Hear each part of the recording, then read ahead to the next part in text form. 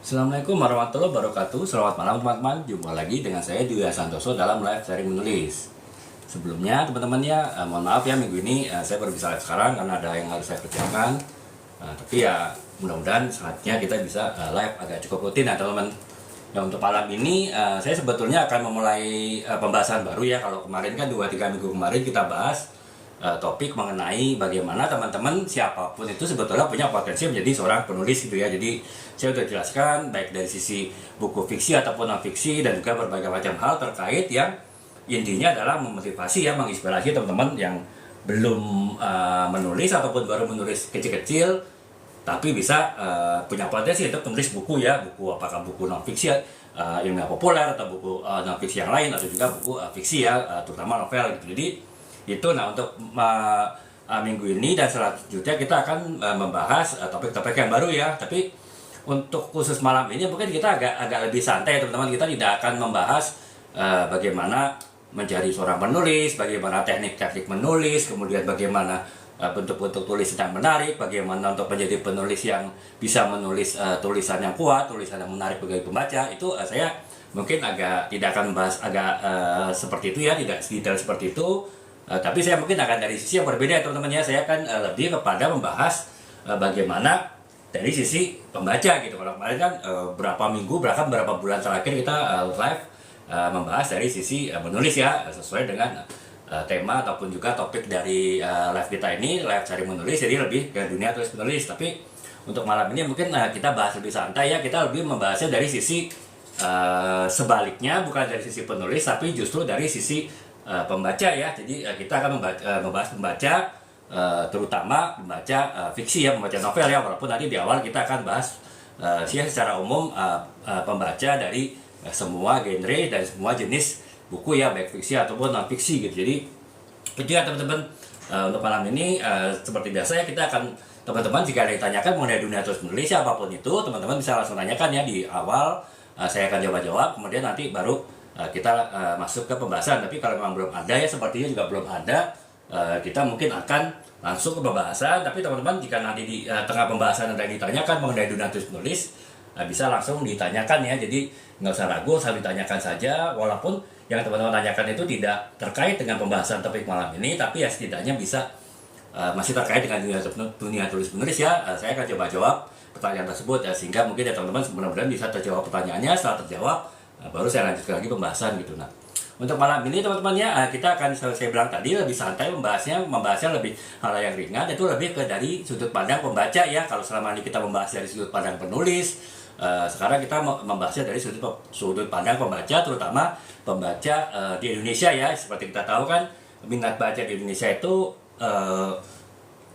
sangat tinggi ya, sangat tinggi. Kita mendapat posisi kedua ya untuk minat baca kita, untuk tingkat literasi kita ya. Tapi ini semacam satir sebetulnya, karena kita nomor 2 tapi dari bawah ya. Jadi dari 63 negara yang di riset, kita peringkat ke 62 gitu dari minat baca. Bahkan mungkin setara dengan negara-negara di Afrika ya. Jadi yang pasti situasinya kita jauh lebih baik, tapi ya minat bacanya ternyata kurang lebih sama ya, tingkat literasinya sama gitu. Jadi kita di peringkat kedua dari 63 negara yang di riset gitu. Nah, walaupun demikian tetap kita ada harapannya, kita tetap ada potensi bahwa kedepannya terutama mungkin Gen Z juga dan juga Gen Alpha kita, walaupun mungkin mereka melek teknologi, walaupun mereka juga mungkin lebih tertarik kepada dunia bersifat teknologi, tapi mereka punya potensi untuk berkembang ya minat bacanya, walaupun mungkin medianya beda ya, bukan media fisik seperti ini, tapi mungkin di buku e-book ya, buku-buku digital. Tapi setidaknya tetap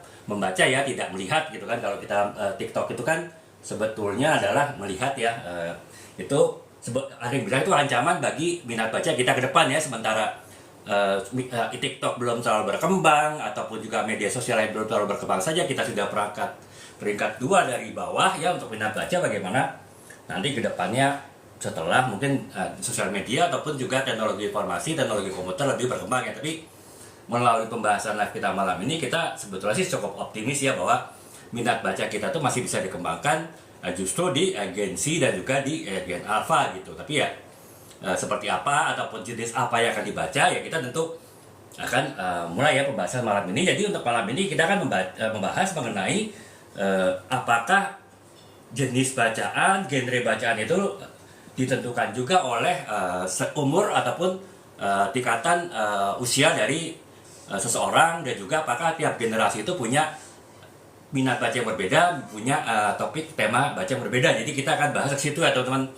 Nanti saya akan lebih fokus kepada pembahasan novel, karena saya bilang tadi janji saya malam ini kita membahas yang lebih yang ringan ya, hal yang tidak berat. Jadi ya kita bahas novel-novel ya. Jadi ya novel kan itu sebetulnya bentuk hiburan ya. Jadi makanya saya akan lebih fokus untuk membahas mengenai karakter pembaca novel di Indonesia gitu. Walaupun pada tahap awal saya akan jelaskan juga adalah karakter pembaca Indonesia secara umum ya, karena ya saya bilang tadi sekedar reminder, sekedar pengingat bahwa peringkat minat baca Indonesia saat ini ya, orang Indonesia itu nomor 2 dari bawah ya. Jadi dari 63 negara di riset kita posisi 62 gitu ya, bahkan setara dengan negara-negara Afrika yang teman-teman saya yakin pasti pas tahu ya kondisi di Afrika seperti apa. Tapi ya walaupun berbeda jauh dengan kondisi di Indonesia, tapi ya minat bacanya ternyata sama gitu. Jadi itu teman-teman ya, untuk pertama kali saya akan bahas mengenai apakah preferensi bahan bacaan, preferensi topik bacaan, preferensi genre bacaan itu ditentukan ataupun juga terkait relevan dengan usia masing-masing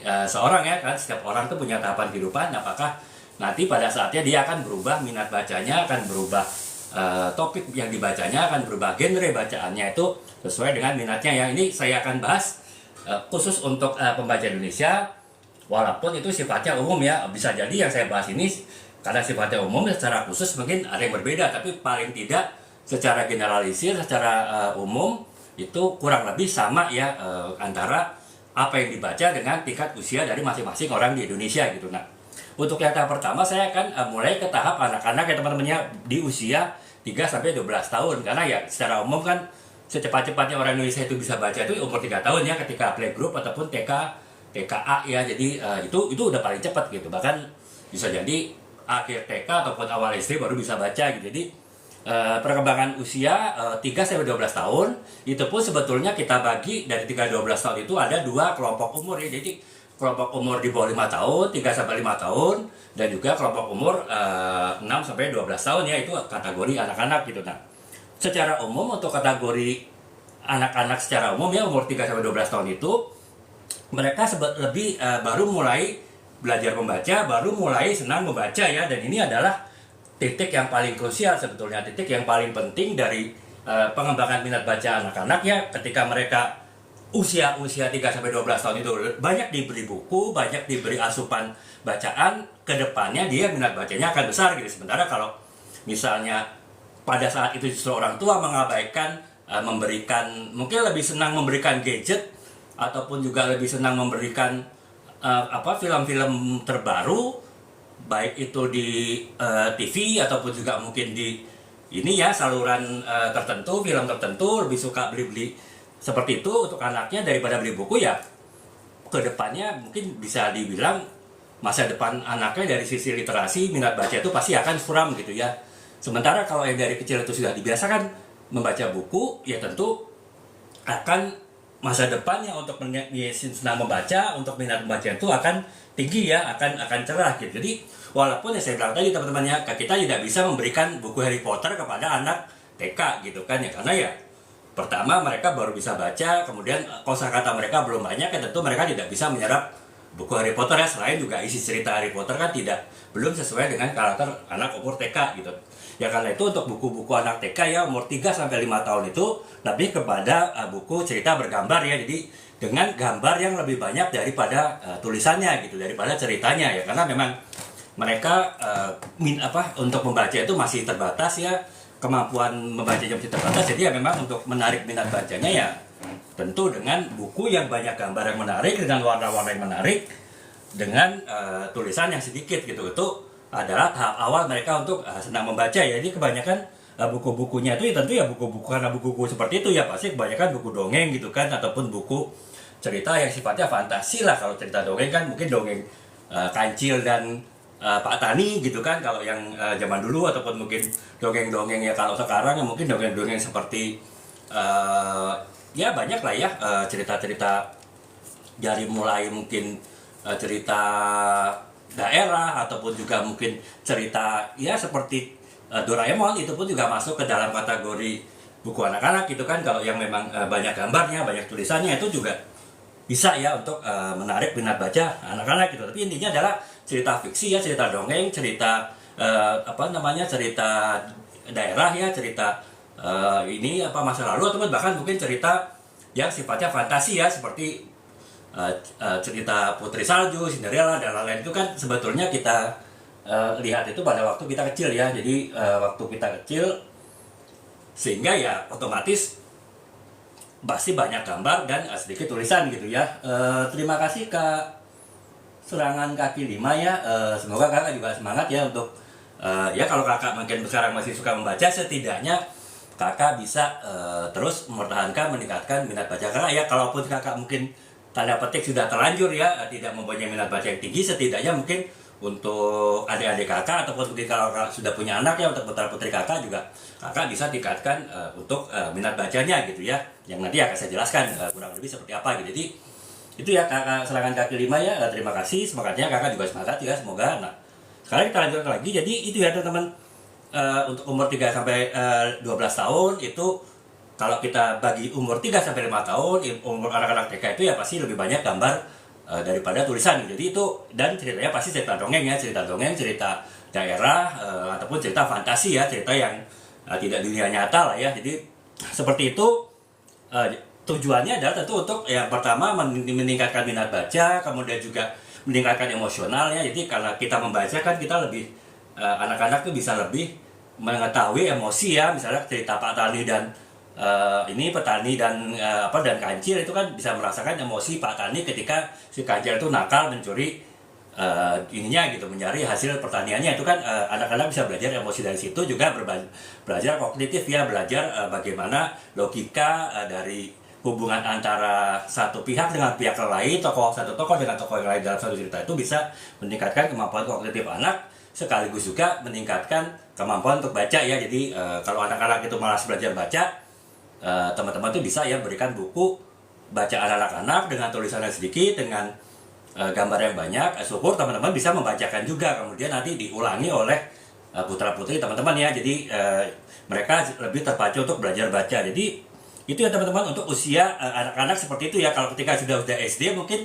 kita bisa belikan buku yang agak lebih tebal ya, dan walaupun mungkin tetap masih umur 7 sampai 9 tahun itu lebih masih banyak cerita yang banyak gambarnya, tapi tulisannya udah mulai banyak ya, apakah itu bentuknya komik ataupun juga mungkin buku cerita, tapi dengan gambar yang mungkin tetap berwarna-warni, tapi tulisannya sudah lebih banyak gitu ya, karena ya memang kemampuan bacanya udah meningkat gitu. Dan ketika dia sudah umur 10 tahun sampai 12 tahun mungkin kita bisa berikan buku yang lebih tebal lagi ya. Itu tergantung minat baca anak-anak ya, tergantung bagaimana teman-teman membina minat baca anak-anak itu dari awal sebelumnya gitu. Kalau teman-teman dari awal sudah bagus menerapkan minat baca pada anak-anak, mungkin waktu TK banyak dibelikan buku untuk anak TK, ketika SD kelas 1 sampai kelas 2, kelas 3 itu banyak dibelikan buku-buku cerita anak juga. Mungkin ketika umur 10 sampai 12 tahun teman-teman sudah bisa memberikan buku yang cukup tebal ya. Contohnya ini ya teman-temannya, buku yang saya tulis, Cintaku Berawal di Pesantren.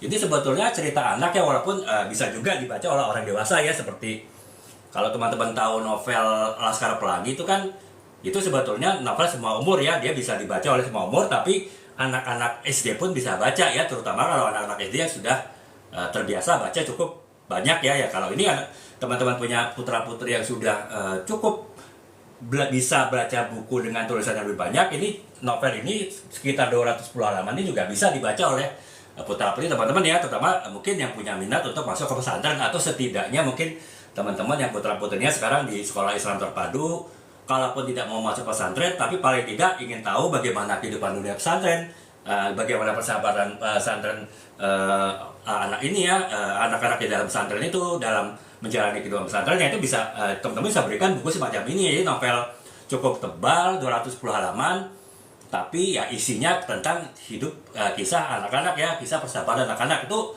teman-teman bisa berikan ya, novel yang seperti ini di kias sekitar anak kelas 5, kelas 6. Tapi ya dengan catatan teman-teman sebelumnya sudah bisa mendidik mereka untuk minat bacanya tinggi ya, sehingga ya itu tadi sudah bisa membaca buku-buku yang cukup tebal dengan ya ini isinya tulisan aja teman-teman ya, nggak ada gambar sama sekali ya.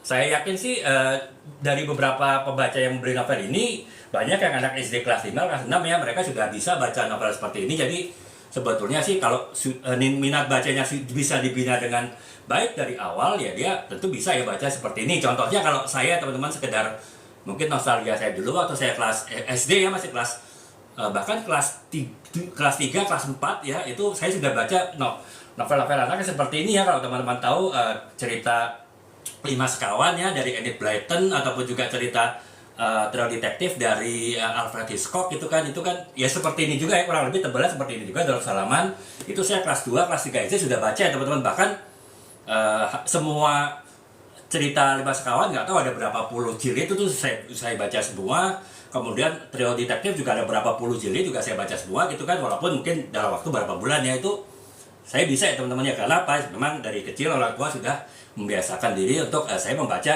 bacaan gitu. Jadi bisa aja ya teman-teman ya, kalau anak-anak umur 9 sampai 12 tahun itu kalau minat bacanya sudah tinggi, bisa memberikan novel-novel anak yang sebal ini ya. Walaupun kalau mungkin belum terbiasa baca untuk banyak ya, mungkin bisa diberikan novel anak ataupun juga kumpulan cerpen anak yang pendek-pendek ya. Itu penting teman-teman ya, supaya nanti ketika dia sudah besar dia punya minat baca yang tinggi, punya tingkat literasi yang tinggi juga gitu. Jadi kurang lebih itu ya teman-teman, untuk gambaran bagaimana kita bisa membina minat baca anak itu dari mulai kecil ya, dari mulai mereka belajar membaca, dan nanti sehingga kita dapatkan hasilnya setelah anak-anak besar ya, mereka tidak malas belajar, tidak malas untuk membaca ya, karena sudah kita biasakan dari kecil. Jadi itu ya teman-teman, tahapan pertama dari minat baca anak itu ya di umur 3 sampai 12 tahun ya. Jadi itu adalah tahapan perkembangan mereka pertama kali untuk menyenangi membaca gitu. Nah, sekarang umur remaja, umur 13 sampai 18 tahun tentu bacaan mereka sudah beda ya. Yang ya ini paling banter ini tentang persahabatan anak-anak ya, persahabatan bocil-bocil gitu. Nah, ataupun juga mungkin bahkan kalau masih STK, SD kelas 1 tuh masih cerita Putri Salju, cerita Cinderella gitu kan, cerita-cerita fantasi. Nah, ketika sudah masuk ke usia remaja ya, mereka minat bacanya tentu sudah beda ya. Mereka sudah kepada sesuatu yang sifatnya real gitu. Mungkin mereka sudah gak suka lagi baca seperti Putri Salju kah, ataukah mungkin cerita-cerita ya mungkin Naruto segala macam. Ketika mereka SMP juga sudah berkurang ya minat untuk bacanya ya, karena mereka lebih suka yang sifatnya real. Karena ya pada usia-usia remaja itulah mereka sedang mencari identitas diri mereka, kemudian mereka mulai membina hubungan sosial dengan pihak yang lain, mereka lebih banyak bergaul dengan teman-teman yang lain, tidak hanya sekedar teman di lingkungan tetangganya ataupun juga teman di sekolahnya, tapi mereka lebih menjalin persahabatan lebih luas. Mereka sedang proses mencari identitas diri ya, tentu bacaannya akan terkait dengan hal-hal tersebut ya. Bacaannya mungkin akan lebih banyak membahas mengenai yaitu bagaimana pencarian jati diri tokoh-tokoh ceritanya, ataupun juga bagaimana tokoh-tokohnya itu bisa diharapkan menginspirasi dari pembacanya itu ya, anak-anak remaja itu. Jadi mereka akan lebih seperti itu, walaupun juga ceritanya pasti masih sesuai dengan alam pikiran mereka ya, masih sesuai dengan tingkat usia mereka gitu ya. Kebanyakan mungkin cerita-cerita fiksi remaja gitu kan ya, bagaimana hubungan antar teman, persahabatan, atau bahkan mungkin sudah mulai hubungan antara pria dan wanita, itu sudah mulai ya, terutama kalau yang sudah umur-umur SMA gitu. Walaupun saat ini mungkin SMP pun sudah juga menyenangi novel bacaan yang seperti itu ya, novel-novel seperti itu gitu. Ataupun juga mungkin cerita-cerita yang mengenai futuristik pun itu juga mulai, ataupun dunia yang lain ya, cerita-cerita fantasi itu juga mulai mereka sukai ya. Beda kalau dulu mungkin cerita fantasinya itu adalah cerita kisah putri dan pangeran gitu kan, Putri Salju kah ataupun Cinderella, mereka sudah mencari cerita fantasi tapi yang masih lebih relatif dengan kehidupan mereka gitu. Misalnya kalau novel fantasi itu di novel Harry Potter gitu kan, dari J.K. Rowling itu kan cerita tentang anak SMP kan. Nah, itu mereka sudah mulai seperti itu, walaupun cerita fantasi tapi ya tentu kehidupannya sudah kehidupan anak SMP gitu kan, bukan kehidupan yang benar-benar fantasi seperti putri dan pangeran tadi gitu. Jadi itu ya teman-teman, Atau juga kalaupun buku-buku yang non fiksi, mereka sudah buku yang sifatnya self help ya, buku-buku yang motivasi anak remaja. Itu kan kalau teman-teman lihat di pasaran ya, di TikTok Shop itu juga mulai banyak kan cerita buku-buku yang sifatnya motivasi psikologi untuk remaja gitu. Itu mereka juga sudah mulai tertarik ya, karena memang itu kisahnya itu relevan dengan mereka ya, related dengan kehidupan mereka ya. Tentu ya saya bilang tadi, kalau mereka sudah terbiasa membaca dari kecil, untuk membaca buku-buku yang tanda petik agak berat tadi ya, buku-buku psikologi untuk remaja itu mereka masih bisa dapat ya. Tapi kalau memang waktu kecil kita tanda petik sebagai orang tua gagal membina mereka untuk menyenangi membaca buku, ya mungkin itu masih terlalu berat bagi mereka ya, terutama anak-anak SMP gitu. Anak SMA mungkin sudah bisa terima. Nah, ya untuk itu anak-anak SMP yang mungkin lebih banyak yaitu baca-baca itu tadi ya, buku-buku yang seperti Harry Potter ataupun juga buku-buku fiksi yang sudah related dengan kehidupan mereka yang untuk penjatian jati diri ya di usia 13 sampai 18 tahun ya, di usia-usia remaja gitu. Jadi itu kurang lebih. Nah, kemudian yang selanjutnya adalah usia-usia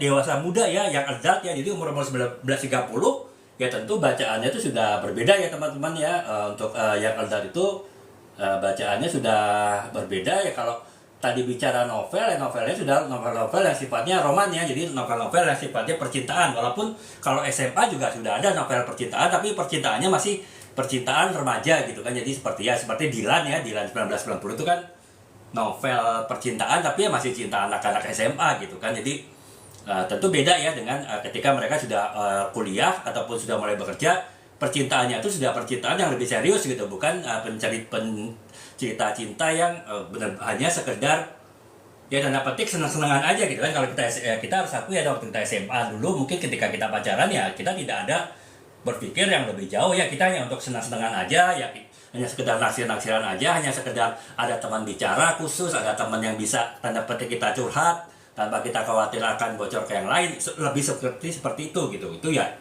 ketika kita sudah kuliah, apalagi kita bekerja, tentu ketika kita ya membina hubungan dengan lawan jenis gitu kan, itu pasti orientasinya sudah agak beda ya. Mungkin bisa jadi walaupun mungkin masih agak jauh ya, setidaknya ada mimpi, ada cita-cita untuk menjadi pasangan hidupnya kelak gitu kan, siapa yang kita pilih itu. Nah, makanya seisi novel ataupun buku yang mereka baca itu ya pasti romansanya adalah romansa yang sudah kelas berat ya, artinya sudah romansa serius yang bahkan sudah menjurus ke arah pernikahan, atau bahkan romansa-romansa ya ketika mereka awal menikah gitu kan, di cerita novelnya itu sudah mulai dicari. Walaupun mungkin pembacanya masih kuliah, belum menikah, tapi setidaknya mereka ingin tahu ya bagaimana dinamika kehidupan rumah tangga setelah menikah itu ya, melalui itu tadi ya, bacaan-bacaan terutama novel-novel yang sifatnya romansa gitu. Jadi selain itu juga mereka selain sudah konsentrasi terhadap masalah percintaannya, kalau untuk yang usia dewasa muda, yang adult ya,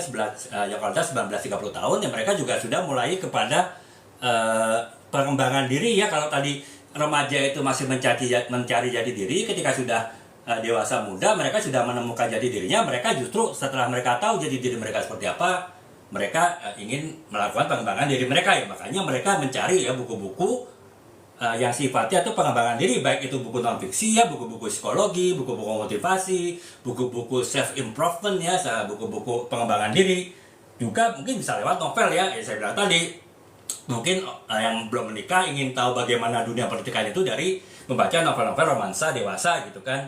Atau bahkan yang sudah menikah pun mereka mungkin ingin mencari nuansa bagaimana kisah pasangan suami istri yang lain itu dari lewat novel gitu kan. Jadi mereka bisa mungkin membandingkan antara novel dengan kehidupan mereka, dan mungkin ya mereka bisa mengambil makna hidup dari novel tersebut yang mungkin bisa diterapkan di kehidupan mereka masing-masing. Jadi itu ya teman-teman, ketika umur 19-30 tahun ya mereka sudah lebih kepada bacaan pengembangan diri ya, kemudian bacaan-bacaan yang sifatnya itu tadi kisah percintaan, tapi kisah percintaannya sudah sampai tahap pernikahan, ataupun juga mungkin kisah-kisah apakah fiksi ataupun non fiksi yang sifatnya pencarian makna hidup ya. Karena ya umur-umur 19-30 tahun itu mereka masih sudah dewasa, tapi mereka pengalamannya masih minim gitu. Jadi mereka istilahnya belum banyak makan asam garam. Nah, mereka untuk mendapatkan asam garam itu secara instan, secara cepat ya, dengan membaca buku ya, buku-buku yang sifatnya ke pengembangan diri gitu. Jadi Itu ya teman-teman, usia-usia 19-30 tahun itu mereka lebih fokus kepada bahan bacaan yang seperti itu tadi gitu. Nah, kemudian yang selanjutnya usia dewasa ya, umur 30 sampai 50 tahun tadi itu kan bisa dibilang udah usia matang ya. Kita bilang usia mature, ya udah pasti sebagian besar itu sudah mereka berkeluarga dan mereka berkarir gitu. Makanya ya bacaan mereka pun pasti terkait dengan masalah keluarga yang pasti ya. Kalau mereka beli novel ya pasti novel-novel cerita kehidupan rumah tangga. Mereka sudah nggak baca lagi novel model-model Dilan gitu kan, tapi mereka udah baca novel-novel yang sifatnya adalah rumah tangga. Seperti contohnya teman-teman, novel saya Setengah Abad ini bercerita ya memang ada kisah pacarannya ya, ketika seorang Prananda dia menyenangi seorang wanita, kemudian tapi seorang wanita itu kemudian tidak tahu bahwa dia suka dengan Prananda suka dengan wanita itu, si Maudi akhirnya berpacaran dengan orang lain ya. Tapi akhirnya dengan perjalanan hidup Prananda yang berbagai macam, akhirnya mereka bertemu lagi di masa mereka sudah dewasa ya, ketika mereka sudah bekerja dan mereka akhirnya menikah gitu, dan mereka membina karir. Jadi novel-novel seperti ini yang mereka oleh kalangan dewasa ya, mature 30 sampai 50 tahun itu mereka cari ya novel-novel yang bercerita mengenai problematika keluarga, ataupun juga novel dan buku-buku yang membahas mengenai pengembangan diri, pengembangan karir. Mereka banyak tertarik di situ. Jadi buku-buku saya seperti buku-buku yang bagaimana mengembangkan karir, ataupun buku-buku bagaimana mereka bisa eksis di lingkungan kerja, atau bagaimana mereka bisa meningkatkan kepercayaan diri mereka di lingkungan kerja. Itu adalah buku-buku yang banyak dicari ya di umur 30 sampai 50 tahun. Termasuk juga buku-buku parenting ya teman-teman ya, karena umur segitu kan sudah punya anak. Mereka mungkin ya karena kesibukan kerja mereka tidak bisa belajar parenting secara secara mungkin lewat kursus ataupun lewat sosialisasi dengan orang lain ya. Mereka mencari jalan mudah dengan membaca buku ya. Dengan mereka membaca buku parenting ya, mereka setidaknya punya keyakinan bisa menjadi orang tua yang baik ya. Oleh sebab itu ya buku-buku parenting pun juga itu banyak ya dicari oleh kalangan yang sudah umur 30 sampai 50 tahun ya, umur mereka dewasa gitu. Ataupun juga ya kalau mereka yang bekerja di bidang bisnis ataupun menjadi karyawan ya, mungkin buku-buku yang sifatnya buku-buku bisnis ataupun buku-buku yang meningkatkan keterampilan diri ya. Seperti contohnya ini teman-teman ya, buku seorang marketing, mungkin mereka akan mencari ilmu marketing yang praktis yang bisa meningkatkan karir mereka ya. Mereka akan mencari buku-buku ilmiah populer ya. Contohnya ini buku saya tulis, buku kampanye pemasaran. Buku ini kan membahas secara praktis bagaimana seorang pemasar itu bisa melaksanakan kegiatan kampanye pemasarannya dengan baik di lingkungan perusahaannya. Itu kan mereka umur-umur biasanya yang membaca buku ini adalah umur-umur menjelang 30 tahun sampai ya mungkin tergantung kan sampai 40 tahun, 50 tahun tergantung posisi mereka di perusahaan. Jadi itu ya teman-teman, umur-umur 35 tahun itu ya pasti mencari buku ataupun novel yang berkisah keluarga, parenting, dan juga kisah mengenai karir dan juga pengembangan diri. Jadi itu. Nah kemudian ya baru ketika umur usia lansia, umur 50 tahun ke atas ya bacaannya tentu udah beda ya. Mereka mungkin banyak yang sudah pensiun ataupun setidaknya sudah persiapan pensiun, atau setidaknya kalaupun mereka mungkin wirausaha, mereka bekerja sendiri, mereka sudah berpikir mengenai ya masa tua mereka gitu kan. Nah itu makanya bacanya udah berbeda gitu. Misalnya mungkin mereka lebih suka membaca bacaan yang sifatnya spiritualitas ya, karena mungkin mereka tanda petik ada perasaan bersalah ya ketika mereka sibuk dengan keluarga, sibuk dengan berkarir, mereka agak mengabaikan kehidupan keagamaan, kehidupan spiritualitas, sehingga itu biasanya mulai dicari ya oleh golongan umur 50 tahunan ke atas gitu. Serta mungkin juga refleksi hidup gitu kan, cerita-cerita ya setidaknya walaupun mereka sudah berumur 50 tahun, mereka banyak pengalaman, tapi kan mungkin mereka merasa masih pengalaman mereka kurang gitu kan, dan mereka mencari refleksi hidup dengan membaca kisah-kisah orang lain ketika di usia mereka. Jadi banyak berkisar di seperti itu ya teman-teman. Nah, makanya ya umur-umur 50 tahun jadi bacanya sudah berbeda ya. Jadi itu ya teman-temannya, setengah jam saya membahas perkembangan minat baca dari usia anak-anak sampai usia lanjut ya, usia lansia itu ya.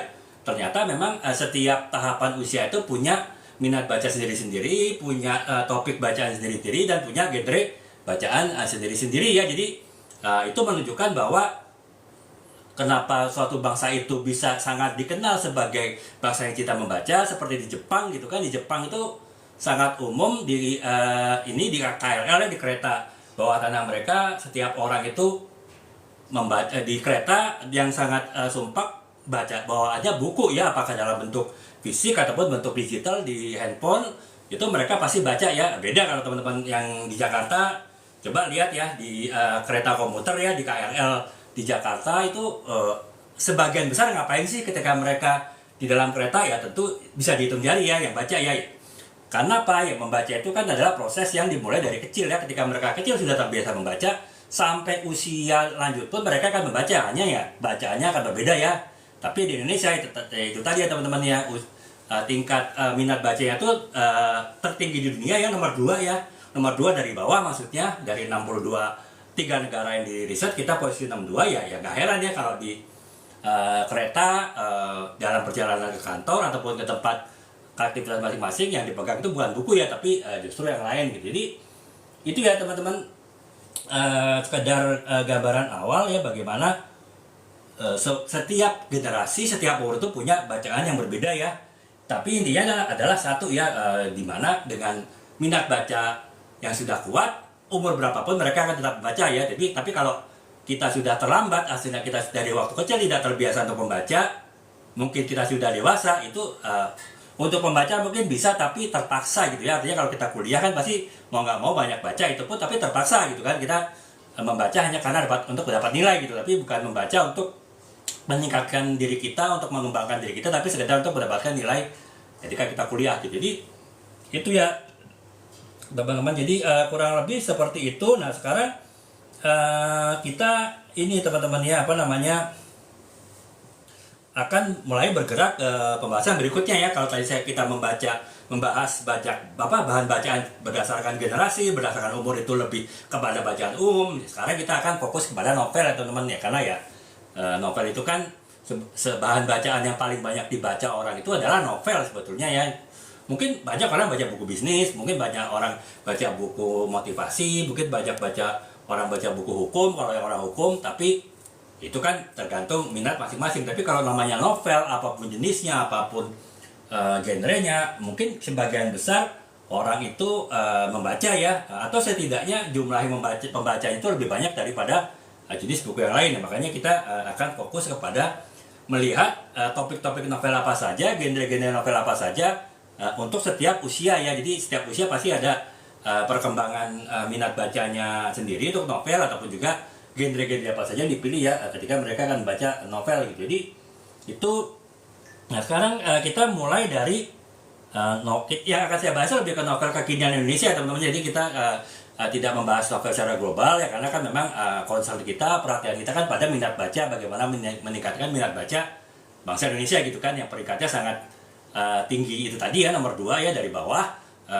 Peringkat negara minat pembaca nomor 62 dari 63 negara, yaitu ya makanya saya lebih membahas mengenai minat baca novel di Indonesia ya, terutama novel kekinian Indonesia, novel-novel populer Indonesia gitu. Karena ya itu tadi ya, kondisi terpopuler kita saat ini ya itu tadi, kita mempunyai minat baca yang sangat rendah gitu. Jadi nah ketika umur saya bilang tadi ya, ketika umur 3 sampai 12 tahun itu kan anak-anak biasanya membaca itu buku yang banyak gambar, tulisannya sedikit gitu kan, banyak warna, full color gitu. Itu jadi ada beberapa contoh novel, misalnya saya bilang tadi ya, cerita novel serial Si Kancil gitu kan, Si Kancil yang cerdik gitu. Jadi Si Kancil dan Pak Petani itu kumpulan cerita rakyat ya. Saya rasa walaupun zaman saya Gen X, waktu masih kecil baca buku cerita Si Kancil, mungkin gen milenial sampai Gen Z pun setahu saya juga masih baca cerita Si Kancil ya. Jadi karena apa ya, cerita itu kan ya tadi cerita rakyat ya, jadi cerita yang mungkin dari kecil anak-anak itu mungkin sudah dengar ya, walaupun dari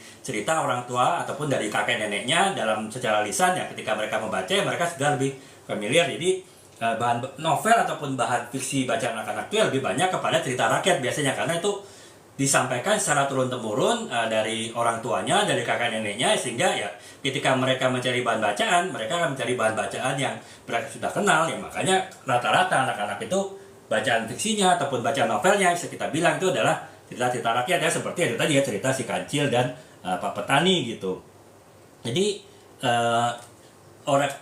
karena apa ya teman-teman, mereka membaca itu bukan karena mereka ingin baca gitu ya. Jadi mereka baca itu ya karena didorong oleh orang tuanya memotivasi mereka membaca, orang tuanya mungkin beli buku kemudian menceritakan isi buku itu kepada anak-anaknya ketika mereka mau tidur ya sebagai dongeng. Itu akhirnya anak-anak tertarik untuk baca ya, jadi lebih kepada ingin mengulangi apa yang disampaikan orang tuanya. Makanya untuk anak-anak itu biasanya isi bacaannya tuh lebih tanda petik dikendalikan oleh orang tuanya gitu kan. Jadi ya karena orang tuanya bisa bercerita dari cerita-cerita rakyat, cerita-cerita dongeng ya biasanya mereka ya suka bacanya, senang bacanya, baca-baca seperti itu ya, cerita-cerita rakyat dan cerita-cerita dongeng gitu.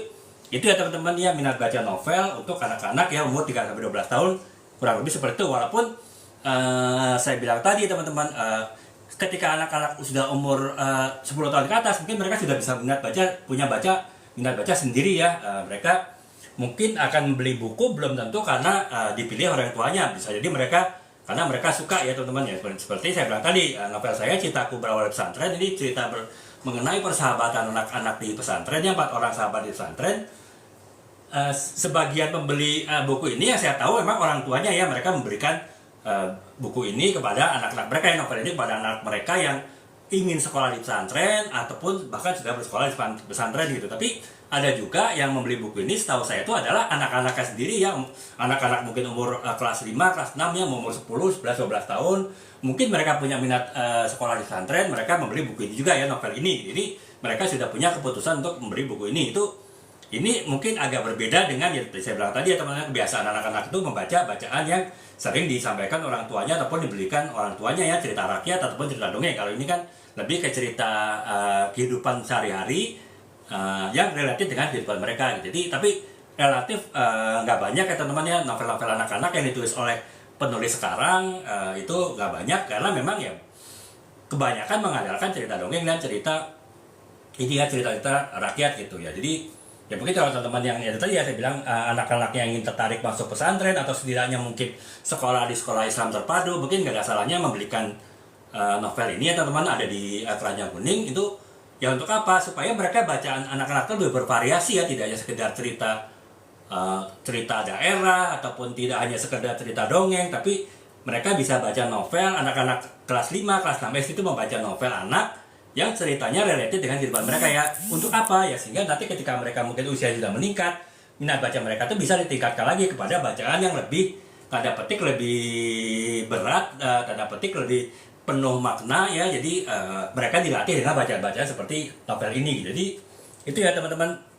Nah sekarang kita membahas mengenai minat baca novel untuk anak-anak remaja ya, umur 13 sampai 18 tahun gitu. Jadi seperti saya bilang tadi, anak-anak 13-18 tahun itu kan mereka pada prinsipnya adalah ingin mereka mulai mencari jati diri mereka gitu kan, dan mereka mulai membina persahabatan, hubungan dengan ini ya, dengan orang lain gitu, dengan teman-temannya. Jadi yang ceritanya mungkin lebih banyak seperti itu. Dan bahkan untuk anak-anak SMA ataupun bahkan saat ini mungkin anak SMP sudah mulai tertarik dengan lawan jenis gitu, sehingga ceritanya lebih juga ada juga ya, cerita novel yang mereka minati adalah cerita mengenai hubungan antara pria dan wanita. Walaupun saya bilang tadi ya, lebih kepada kisah-kisah cinta monyet ya, jadi kisah-kisah cinta untuk tanda petik senang-senang aja gitu ya, tidak seperti kisah cinta romansa dewasa yang mungkin sudah mulai mengarah kepada apakah kelak akan menikah, apakah kelak akan menjadi pasangan hidup.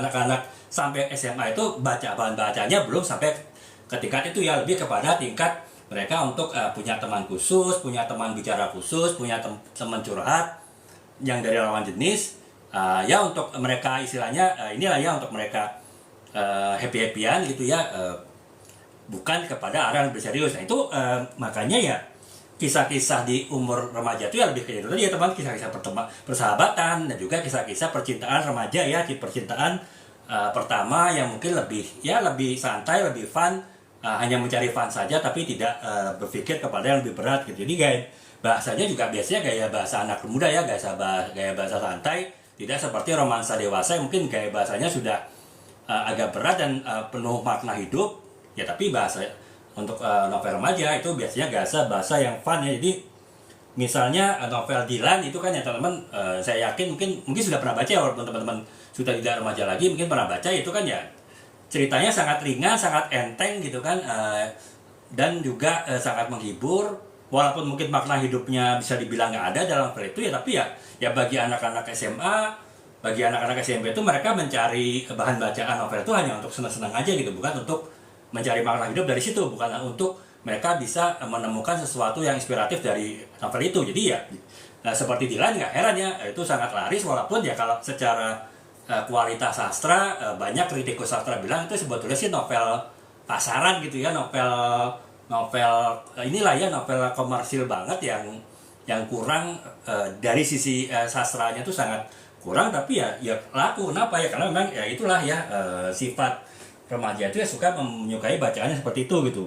Ataupun juga novel Mata di Tanah Melus oleh Oki Madiasari, ya itu juga ceritanya ya lebih cerita-cerita ini ya, fantasi, cerita imajinatif, yaitu ya tentu yang disukai juga ya oleh anak-anak remaja yang mereka mungkin lebih mulai eksperimen dengan sesuatu yang beda dengan yang mereka alami gitu ya. Seperti ya saya bilang tadi ya, novel Harry Potter itu kan kenapa sangat laris di kalangan remaja ya, karena memang ya cerita-cerita fantasi itu adalah mulai mereka disukai oleh remaja yang imajinasinya sudah tinggi ya, sehingga dan mereka mungkin sudah tidak lagi dikungkung oleh pikiran-pikiran yang dibatasi oleh orang tua ya, sehingga ya otomatis mereka lebih bebas untuk menyampaikan inspirasi, termasuk juga dalam bahan bacaan yang dibaca ya. Itu makanya novel-novel fantasi, walaupun ya tadi ya teman-teman, novel-novel anak remaja itu ya biasanya ringan, kemudian juga nggak banyak mikir, makna hidupnya bisa dibilang sedikit, secara kualitas sastra juga standar aja atau bahkan mungkin komersil ya, tapi mereka nggak peduli itu gitu. Mereka yang penting mereka fun, mereka senang dengan bacaannya. Jadi itu ya teman-temannya, kurang lebih novel-novel yang disukai oleh anak remaja ya seperti itu ya, karena ya itu ya karakter remaja ya seperti itu gitu. Nah sekarang kita bergerak ke novel dewasa muda ya. Saya bilang tadi usia dewasa muda tuh yang adult itu 19 sampai 30 tahun ya. Saya bilang tadi mereka itu kan sudah mulai kuliah, kemudian bahkan sudah mulai kerja gitu kan. Mereka kalau mereka pasti suka novel-novel percintaan, romansa, tapi yang sudah mulai serius gitu. Jadi kisah cintanya itu bukan hanya untuk having fun saja, tapi kisah cintanya mengarah kepada pernikahan gitu. Bahkan cerita-cerita kisah cinta setelah menikah gitu kan. Jadi walaupun mereka mungkin belum menikah, mereka masih kuliah ataupun baru mulai kerja, tapi mereka sudah menyukai kisah-kisah novel yang pada akhirnya sampai ke pernikahan ya teman-teman. Seperti novel saya ini kan novel Setengah Abad, ini memang bercerita ketika mereka masih pacaran ya, ketika mereka masih awal kuliah, tapi tetap pada akhirnya bercerita setelah mereka menikah dan problematika pernikahan mereka gitu. Itu biasanya disukai oleh yang adult ya. Jadi walaupun mungkin belum terlalu berat ya, seperti misalnya novel Istri Salia saya tulis teman-teman, ini kan ini tidak ada kisah pacarannya sama sekali, ini langsung kisah menikah ya. Di bab pertama, alinea pertama itu langsung suatu bentuk pernyataan lamaran dari seorang Adrian kepada kekasihnya Adini ya. Akhirnya mereka menikah dengan segala macam problematikanya. Itu mungkin masih belum ya kalau yang usia yang adult 19 sampai 30 tahun, mereka tetap suka novel yang ceritanya kisah pacaran, tapi tetap pada akhirnya menikah dan kisah pernikahan, tapi bukan novel yang langsung isinya kisah pernikahan ya. Kalau novel saya ini ya Setengah Abad itu novel Istilah Salihah ya, walaupun secara umum ada juga sih usia di bawah 30 tahun terutama yang sudah menikah yang tetap membeli novel ini ya. Tapi ya secara kalau yang masih belum menikah di bawah 30 tahun biasanya mungkin masih belum ke tahap novel seperti ini. Jadi itu ya teman-temannya, novel-novel yang dewasa muda itu 19 sampai 30 tahun itu biasanya kisah-kisah itu tadi ya, kisah-kisah percintaan, tapi kisah percintaan yang sudah serius, dan walaupun cerita kisah pernikahan, tapi tetap ada kisah ketika mereka pacarannya, ataupun juga kisah-kisah terkait dengan perjalanan karir gitu ya, teman, kisah-kisah mungkin persaingan bisnis di lingkungan kerja. Novel-novel persaingan bisnis di lingkungan kerja itu disukai juga ya oleh usia dewasa muda ya, karena mereka baru mulai kerja istilahnya, mereka mungkin baru mulai tahu intrik-intrik bisnis di kantor, office politik mereka mungkin baru tahu ya, karena kan ya umur 30 tahun setinggi-tingginya mungkin baru manajer gitu kan, bahkan jarang ya, umumnya 30 tahun di bawah itu masih staff, supervisor atau paling tinggi junior manager gitu kan. Itu mereka mungkin masih belum terlalu banyak tahu intrik-intrik di dalam suatu perkantor ataupun juga office politik seperti apa ya. Mereka ya suka membaca itu dari novel-novel yang bercerita itu tadi ya, office politik di perkantoran. Jadi seperti itu ya teman-temannya, cerita konflik keluarga ataupun konflik di perkantoran itu adalah yang disukai oleh novel-novel oleh para yang adat ya, para dewasa muda yang berumur 19 sampai 30 tahun gitu. Jadi Dan ceritanya biasanya sudah nggak terlalu ringan ya. Saya bilang tadi kalau anak remaja mungkin masih mencari cerita yang ringan yang bacanya itu nggak mikir gitu, seperti baca Dylan 1990 kan itu nggak mikir sama sekali kan, mengalir aja gitu. Nah kalau novel-novel yang adult itu sudah mulai agak berat, sudah mulai ada banyak makna hidup yang bisa ditangkap dari novel itu ya, sehingga ya konflik-konfliknya, permasalahannya juga udah lebih kompleks ya, sehingga ya istilahnya mungkin ya memang udah nggak cocok lagi bagi anak remaja gitu. Memang harus dibaca oleh mereka yang lebih dewasa ya, di umur 19 sampai 30 tahun gitu. Jadi kurang lebih itu ya di umur yang adult. Dan sekarang contohnya misalnya novel Sabtu Bersama Bapak ya oleh Aditya Mulia ya. Jadi novel ini menceritakan ya hubungan ayah dan anak gitu kan. Saya bilang tadi umur 19-30 tahun tuh yang sudah menikah setidaknya itu pasti sudah mulai membaca parenting gitu kan. Jadi ya novel-novel yang bercerita hubungan mengenai orang tua dengan anaknya, ayah dengan anaknya, ibu dengan anaknya, itu juga biasanya novel-novel yang disukai gitu ya. Jadi seperti itu tadi ya, novel Sabtu Bersama Bapak Aditya Mulia itu selain membahas mengenai kehidupan keluarga, kemudian hubungan anak dengan ayahnya, juga mengenai perkembangan karir suatu ini ya seorang ayah gitu ya, bagaimana dia membagi karir dengan keluarganya. Itu topik-topik yang disukai oleh yang adult gitu ya. Jadi itu. Nah sekarang selanjutnya adalah usia dewasa ya, usia 30-50 tahun, itu usia yang sudah matang ya, yang bahan bacaannya tentu sudah lebih berat lagi ya dibanding dengan yang adult gitu. Walaupun kisah percintaan romansa, tapi sudah kisah percintaan yang lebih berat gitu. Jadi mungkin percintaannya tidak hanya sekedar happy-happy saja, tidak hanya senang-senang saja, tapi juga bercerita mengenai problematika dalam keluarga ataupun juga problematika dalam parenting ya. Contohnya ini ya teman-temannya, Istri Salihah ini kan kisah cinta tapi dari awal sudah menampilkan problema berat ya, karena ya ketika si Adrian melamar Adini saja, melamarnya di sebuah diskotik ya, itu kan sudah suatu tanda bahwa pada ini dalam novel ini akan banyak bercerita mengenai konflik keluarga ya. Ya teman-teman bisa bayangkan sebuah keluarga dibangun oleh pasangan yang suka ke dunia malam, suka dugem, suka alkohol gitu kan. Ya tentu akan banyak konflik di dalamnya gitu. Apalagi kemudian sang suami ya, si Adrian itu pindah bekerja ke perusahaan alkohol gitu kan, yang perusahaan alkohol yang tentu lebih dekat dengan dunia malam. Sementara si Andini dia sebagai konsumen dunia malam, dia sudah tahu bagaimana kehidupan di dunia malam gitu. Nah bayangkan suaminya bekerja di dunia malam dan istrinya nggak ada gitu kan. Beda waktu mereka pacaran kan, mereka mungkin pergi ke diskotik, ke klub malam ya bareng-bareng kan, sehingga setidaknya istilahnya si wanita, si Adini itu bisa menjaga kesetiaan Adrian itu. Nah kalau sekarang ketika sudah menikah, Adrian bekerja di dunia malam, si Adininya di rumah, itu tentu akan problem ya. Itu cerita pada akhirnya kan kompleks, sangat kompleks ya, yang ada di dalam novel ini. Itu disukai oleh mereka yang umur 30 tahun ke atas ya, umur dewasa. Kalau umur di bawah 30 tahun mungkin tidak terlalu suka membaca kisah-kisah percintaan, kehidupan keluarga yang problematikanya sangat kompleks gitu. Jadi itu ya teman-temannya, perkembangannya sudah beda, sehingga mungkin mereka juga lebih mencari yang dewasa itu novel-novel yang memberikan banyak makna hidup ya, novel-novel yang memberikan memberikan inspirasi hidup bagi mereka, itu lebih disukai ya. Jadi itu untuk Kak Zuzu dan Kak Sigoro, ini Kak, terima kasih Kak ya. Semoga Kakak juga semangat ya. Kalau Kakak baru senang membaca ya, setidaknya Kakak semangat untuk terus membaca, karena Kakak itu berarti termasuk termasuk bangsa Indonesia yang berprestasi ya. Saya bilang tadi, minat baca di Indonesia itu sangat rendah ya. Kita nomor 2 ya peringkat pembacanya dari bawah. Dari 63 negara yang di riset, kita peringkat bacanya 62 gitu kan. Jadi ya setara dengan negara-negara Afrika. Jadi kalau teman-teman sudah suka baca sekarang, berarti teman-teman di luar, di atas rata-rata dari bangsa kita yang tidak suka baca gitu. Nah apalagi kalau Kakak sudah mulai suka menulis, itu lebih meningkat lagi ya tingkat literasinya itu.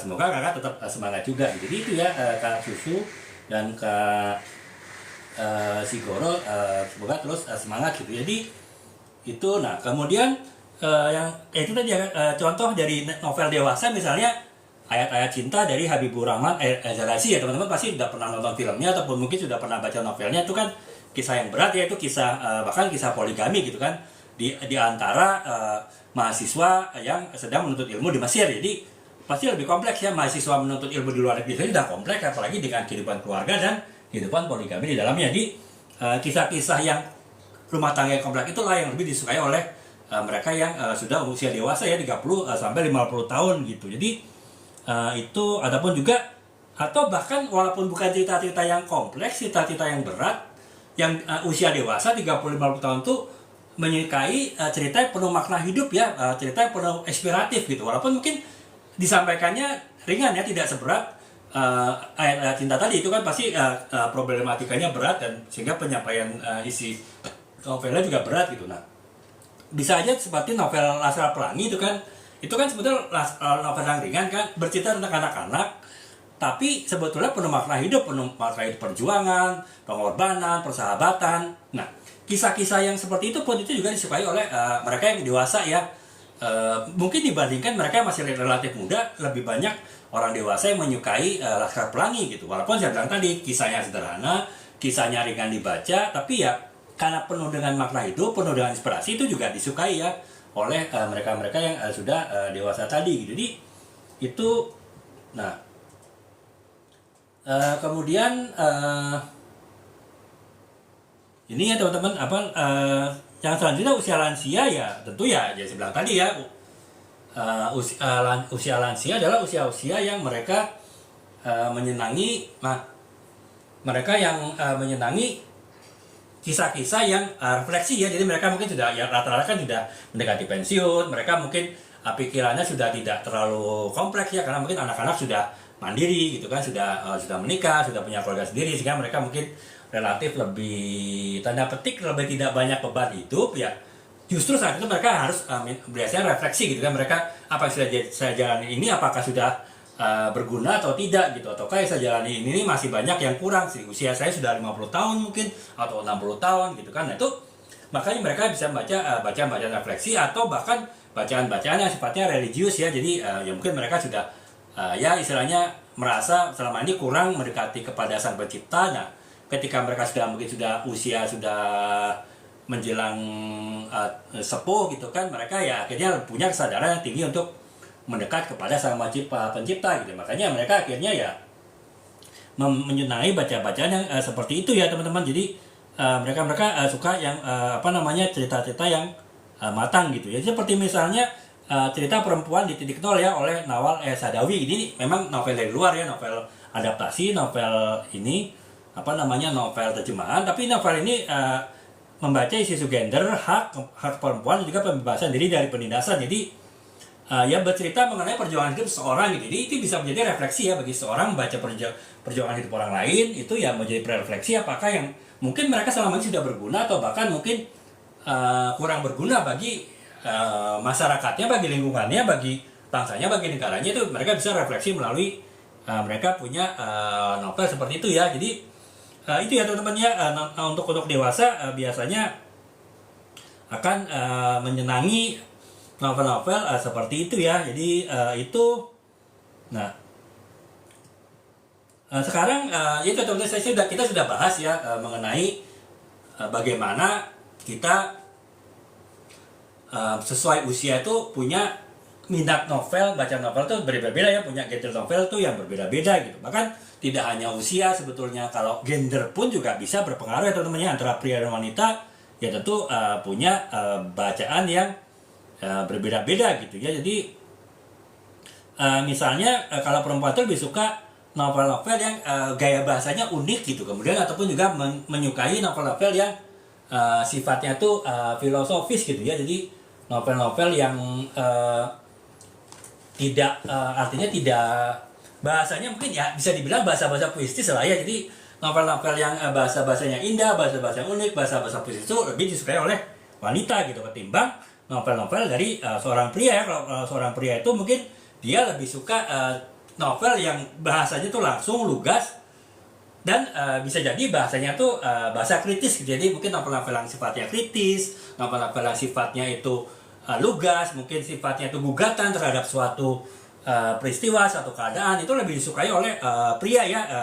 Dan pria mungkin tidak terlalu suka novel-novel yang sifatnya itu adalah novel yang sifatnya bahasanya tuh agak puitis, agak berbunga-bunga, agak unik, sehingga ya itu dari temannya secara genre pun itu sudah bisa membedakan pilihan novel masing-masing ya, apalagi ya kalau kita ya bicara umur ya tentu akan ada perbedaan masing-masing gitu. Jadi itu ya teman-teman. Nah sekarang kita tadi sudah bahas ya teman-teman ya, perkembangan novel itu sesuai dengan ini ya teman-teman ya, sesuai dengan perkembangan novel sesuai dengan umur ya masing-masing ya. Jadi itu. Nah sekarang kita mengarah ke berikutnya teman, setelah membahas perkembangan novel berdasarkan minat baca novel ataupun minat tema novel, topik novel itu tergantung dengan usianya. Sekarang kita, karena yang kita bahas tadi adalah pembaca novel Indonesia ya, saya akan menjelaskan ke teman-teman ya, karakteristik pembaca novel di Indonesia itu ternyata berbeda ya tentunya dengan karakter pembaca novel secara global ya. Jadi saya sempat riset kecil ya, bahan apakah minat karakteristik pembaca novel Indonesia itu cukup sama ataupun berbeda dengan di pembaca novel global ya. Tapi ternyata Indonesia itu beda ya teman-teman. Jadi Indonesia itu unik ya. Indonesia memang banyak uniknya ya, dari banyak hal, dari sisi politik, dari sisi marketing pun. Saya sebagai marketer ya, saya 20 tahun di bidang marketing ya. S2 saya marketing, S1 saya marketing, saya 20 tahun di marketing, dari staff sampai level central management. Itu memang saya akuin ya, pasar Indonesia itu beda ya dengan pasar di luar negeri. Bahkan saya juga sering melakukan riset pasar di negara tetangga seperti di Malaysia gitu. Itu pasar Indonesia itu pun sudah sangat berbeda ya, apalagi kalau dibandingkan dengan saya pernah mungkin ke Asia Timur ataupun ke Asia Tengah gitu kan, mengadakan riset itu pasar Indonesia itu udah beda ya, apalagi mengenai minat belinya. Nah, sama dengan ketika kita membaca ya, minat membaca itu juga berbeda ya teman-temannya, antara membaca novel Indonesia ataupun secara umum membaca di Indonesia dengan membaca di luar negeri ya. Nah, kenapa membaca di Indonesia dengan global di luar negeri itu berbeda? Itu ternyata ada beberapa pengaruh yang mempengaruhi kenapa minat baca Indonesia ataupun mengapa karakter baca Indonesia itu berbeda dengan pembaca novel global. Yang pertama adalah pengaruh latar belakang budaya dan sosial teman-teman. Dan teman-teman kan paham ya, Indonesia itu adalah negara yang paling kompleks di seluruh dunia ya. Negara yang dengan ribuan pulau, negara dengan puluhan ratusan suku bangsa, puluhan ratusan bahasa, kemudian dengan puluhan etnis, kemudian dengan ratusan ribuan budaya, dengan ratusan bahasa. Itu kan negara yang paling kompleks seluruh dunia dan negara dengan kepulauan pula gitu. Jadi otomatis ya, bahkan antara orang Jawa dengan di luar Jawa itu udah beda gitu kan secara budaya. Orang Jawa Barat dengan Jawa Tengah pun juga udah beda. Itu berarti kan membentuk karakter pembaca novel yang beda juga gitu. Jadi kalau misalnya di Eropa ya, novel yang ditulis di Prancis itu bisa diterima oleh di Inggris gitu. Kemudian novel yang ditulis di Swedia bisa diterima oleh di Belgia gitu kan. Kalau di Indonesia ya, karena lingkungan yang kompleks, belum tentu juga novel yang mungkin sangat berlatar belakangan Jawa itu bisa dibaca oleh pembaca di Batak misalnya. Makanya penulis novel Indonesia itu, supaya novelnya bisa laku di semua pasar Indonesia, dia harus bisa ya membalancing antara berbagai macam budaya yang ada di Indonesia gitu. Jadi sehingga ya misalnya walaupun novel itu bercerita mengenai keluarga Jawa, tapi bisa juga diterima oleh keluarga di Batak ataupun di Sulawesi, demikian pula sebaliknya gitu. Karena itu penulis novel Indonesia itu harus pintar-pintar teman-teman ya, mengakomodasi semua perbedaan budaya, semua perbedaan bahasa, dan berbagai perbedaan lain ke dalam novelnya. Jadi itulah yang membuat novel Indonesia itu unik ya, karena diracik dengan perpaduan berbagai macam budaya yang ada di Indonesia itu, sehingga ya otomatis karakter novelnya berbeda, karena karakter pembaca juga beda ya, otomatis itu membedakan dengan pembaca novel di luar ya. Jadi itu ya teman-teman. Kemudian yang kedua itu adalah ini ya teman-teman, apa namanya, Indonesia itu kan negara yang bisa dibilang negara spiritualitasnya tinggi ya. Tidak hanya memang 85% itu penduduk Indonesia itu beragama Islam, tapi religius tinggi itu tidak hanya dalam konteks Islam ya, dalam konteks agama yang lain pun, Nasrani, kemudian juga Hindu, Buddha itu juga masing-masing kuat ya, terutama di daerah yang daerah-daerah tertentu gitu. Jadi ya otomatis juga itu tadi ya, penulis di Indonesia mungkin harus bisa meramu ya, novelnya itu bisa dibaca oleh Muslim, bisa dibaca oleh Kristiani, bisa dibaca oleh Hindu, oleh Buddha gitu kan, oleh Konghucu ataupun oleh yang kepercayaan, sehingga ya mereka harus pintar-pintar meramu ya, bahasa, meramu cerita, meramu penokohan tuh yang mewakili keindonesiaan dari segi religiusitas juga gitu, sehingga ya otomatis itu berbeda ya. Kalau dengan yang saya bilang tadi, kalau di Eropa mungkin semuanya rata-rata Nasrani, ya penulis di sana sudah tidak terlalu peduli lagi mengenai bagaimana mengakomodasi agama ataupun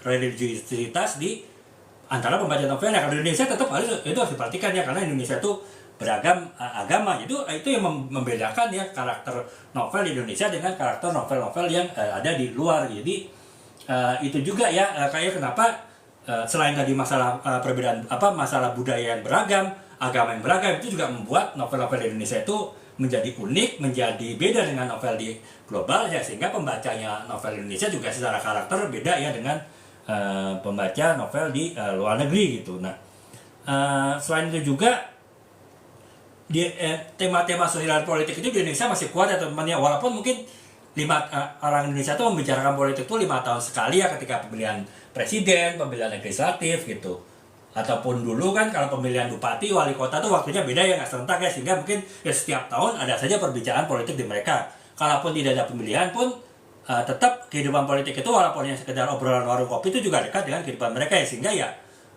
lagi-lagi novel Indonesia itu walaupun mungkin hanya sekilas tetap bisa membahas masalah politik walaupun sekilas ya itu tetap dimasukkan ke dalam novel. Mungkin kalau di novel di luar negeri masalah politik itu mereka sudah tidak terlalu peduli terhadap urusan politik ya. Ya misalnya di Amerika sendiri kan golput itu 50% lebih gitu kan.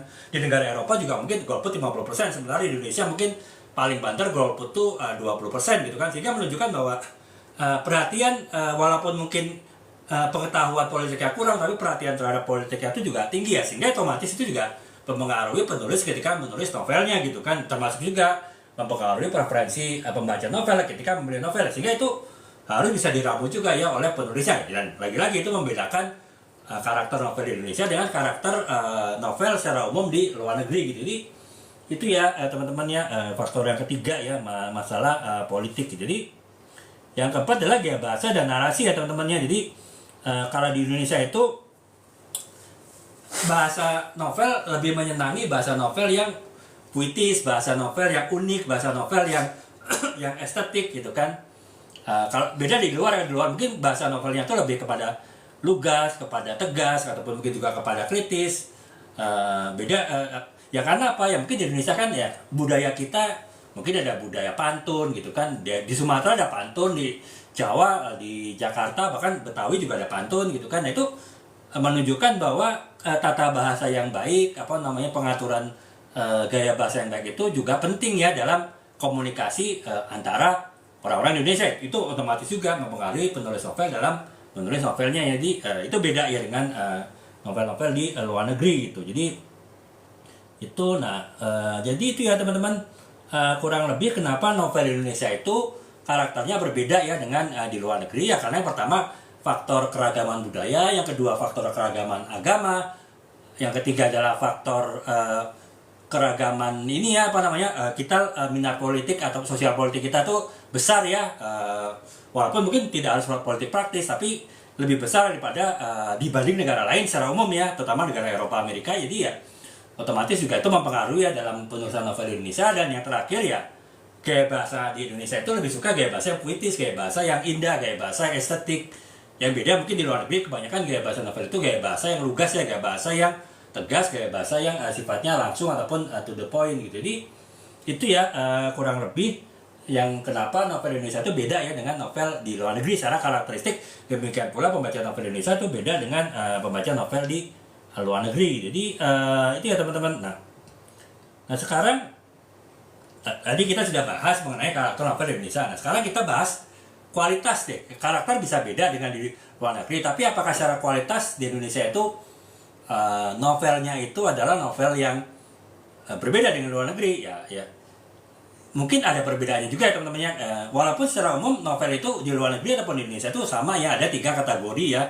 Yang pertama adalah kategori novel yang berkualitas secara kualitas sastra, yang kedua adalah novel yang menengah ya tengah-tengah lah ya, kualitasnya nggak bagus-bagus amat tapi juga nggak jelek, nggak biasa gitu ya, yang komersil. Ataupun yang ketiga adalah kategori novel komersil, itu pun di luar negeri ada, di Indonesia pun juga ada ya teman-teman. Walaupun tadi saya jelaskan di Indonesia tuh kebanyakan sebagian besar adalah novel pada tahapan komersial ya, pada tahapan populer ya bisa dibilang, yang secara karakter kualitas sastranya tuh so-so aja, biasa-biasa aja gitu. Nah sekarang saya akan jelaskan secara sekilas ya teman-teman ya. Kalau novel di Indonesia ada beberapa novel yang populer di Indonesia, kekinian Indonesia, yang novel tersebut itu sudah mempunyai kualitas yang tinggi secara sastra gitu ya. Itu bahkan ada penulis novel ya yang sudah diakui secara kualitasnya secara dunia, secara global itu diakui bahwa kualitas sastranya itu tinggi ya, penulis novel tersebut gitu. Jadi itu ada ya teman-teman. Jadi saya urutkan dulu novel pertama di Indonesia itu yang masuk ke dalam kategori novel berkualitas secara sastra, karya sastra itu ada juga ya, walaupun saya bilang itu niche ya, itu sangat terbatas pasarnya, tapi tetap ada penulis-penulis novel Indonesia yang tidak hanya mengejar komersialitas, tidak hanya mengejar popularitas, tapi mengejar kualitas dalam pembuatan novelnya. Jadi novel-novel yang ditulis oleh Eka Kurniawan tuh rata-rata ya teman-teman mungkin pernah dengar ya, penulis novel, walaupun mungkin bukan penulis yang novel populer seperti Terelie, Di Lestari, atau bahkan Lela Escudori, tapi dia sebetulnya ada penulis novel yang mementingkan kualitas dalam penulisan novelnya gitu. Jadi seperti novel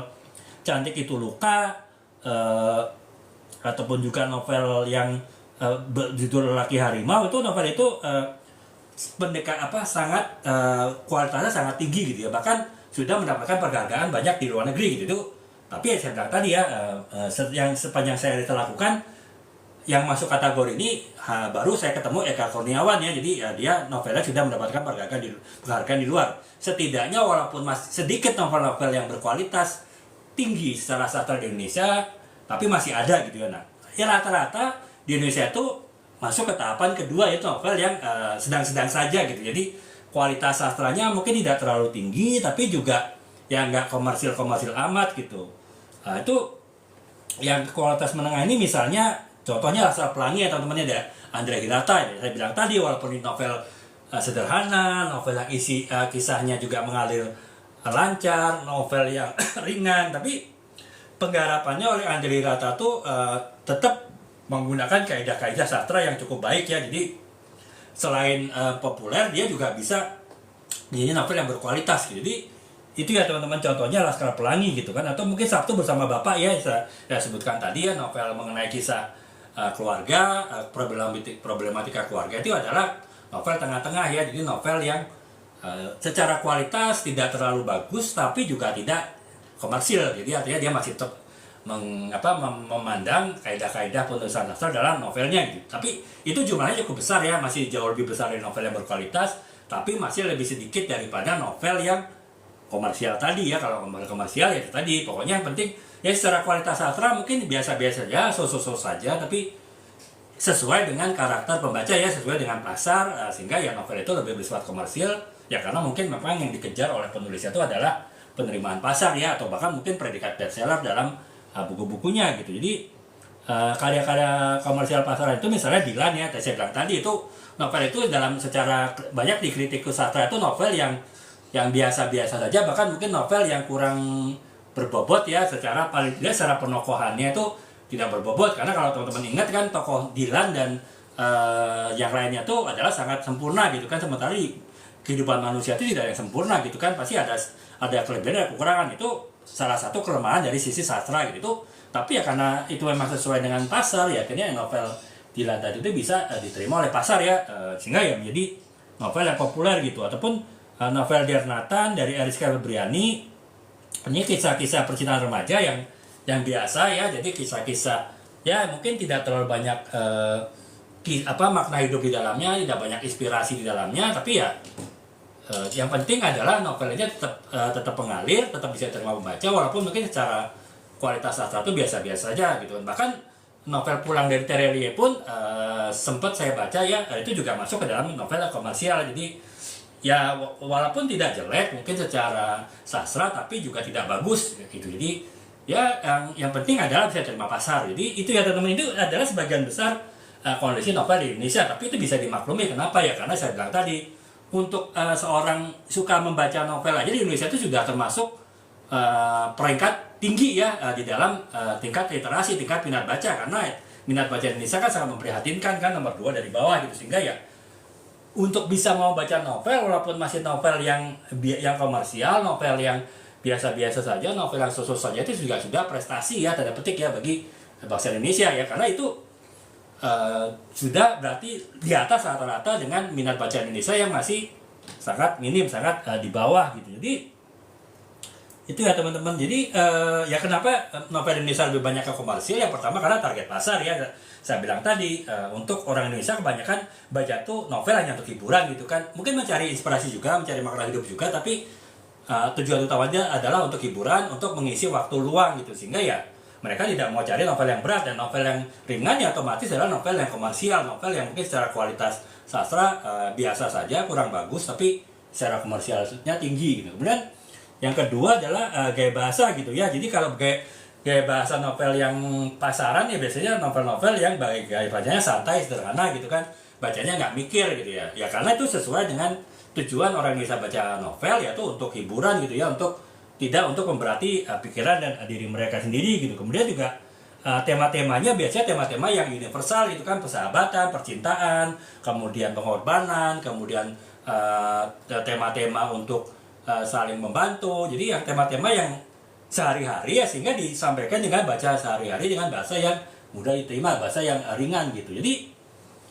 itu ya Kak ya, pembahasan saya secara untuk ini ya, untuk membuat live ini ringan saja, membahas mengenai minat baca dan pembaca di Indonesia ya, terutama membaca novel. Jadi saya sudah bahas berbagai macam segi ya, terutama membaca novel ya. Jadi walau bagaimanapun ya teman-teman yang mungkin yang masih mengikuti live ini, berarti kan setidaknya punya minat baca novel yang cukup tinggi gitu ya. Itu teman-teman sudah masuk ke dalam kategori yang berkelas ya, dalam konteks bangsa Indonesia yang masih suka membaca, itu sudah masuk kategori yang berkelas, kategori bangsa yang berkualitas secara literasi. Jadi ya tetap ya teman-teman, nggak apa-apa teman-teman masih suka baca novel yang itu tadi yang komersial, tapi itu sudah jauh lebih baik daripada kebanyakan bangsa Indonesia tidak suka baca sama sekali. Jadi itu ya teman-teman, sekedar untuk ini saja ya, memotivasi teman-teman untuk terus senang membaca. Syukur makin lama bisa meningkatkan kualitas bacaan, sehingga ya kualitas bacaan dibaca itu lebih berat, mungkin lebih banyak makna hidup yang didapat, lebih banyak manfaat yang didapat dengan membaca bacaannya. Karena ya buku itu adalah jendela dunia, dan itu teman-teman yang masih mengikuti live ini berarti masih punya minat baca tinggi, itu sudah termasuk geng ataupun termasuk tim yang suka dengan jendela dunia tadi gitu. Jadi itu ya teman-teman, kurang lebih pembahasan live kita malam ini ya, 1,5 jam ya, mungkin hampir ya, mengenai bagaimana membaca itu tergantung kepada minat baca dan kepada umur generasi, dan juga bagaimana minat baca di Indonesia serta bagaimana karakter pembaca di Indonesia ya dibandingkan dengan pembaca global gitu. Semoga ini bisa bermanfaat ya, dan semoga teman-teman ya bisa semakin bersemangat untuk membaca. Dan seperti biasa teman-teman ya, kalau teman-teman mungkin belum sempat mengikuti live saya ini secara full, saya setiap live ini akan saya bikin cuplikannya. Nanti cuplikannya akan saya secara rutin, secara bertahap akan saya masukkan di akun saya, akun TikTok saya. Jadi teman-teman, kalau teman-teman sudah follow akun saya, teman-teman mudah-mudahan bisa masuk ke FYP teman-teman ya, cuplikan video live saya gitu. Kalaupun belum ya, mungkin teman-teman kalau tertarik berminat bisa mengikuti follow akun saya, sehingga nanti setiap cuplikan live saya ini yang saya buat, masukin videonya, saya buat videonya itu bisa masuk ke FYP teman-teman gitu. Jadi demikian ya teman-teman, terima kasih ya. Untuk malam ini kita mau mendengarkan live mengenai karakter pembaca novel di Indonesia. Secara tadi saya jelaskan cukup jelas, semoga bisa bermanfaat. Yang paling penting semoga bisa semakin menginspirasi, memberikan semangat teman-teman yang sudah senang membaca ya, karena itu sudah peringkat yang the best ya untuk bahasa Indonesia. Kalau teman-teman sudah masuk peringkat bahasa Indonesia suka baca, itu berarti sudah masuk peringkat tinggi di antara bangsa-bangsa Indonesia yang lain gitu ya, yang rata-rata mungkin minat bacanya tingkat literasinya rendah gitu. Demikian teman-teman, terima kasih atas perhatiannya, semoga bermanfaat. Assalamualaikum warahmatullahi wabarakatuh. Selamat malam. Salam.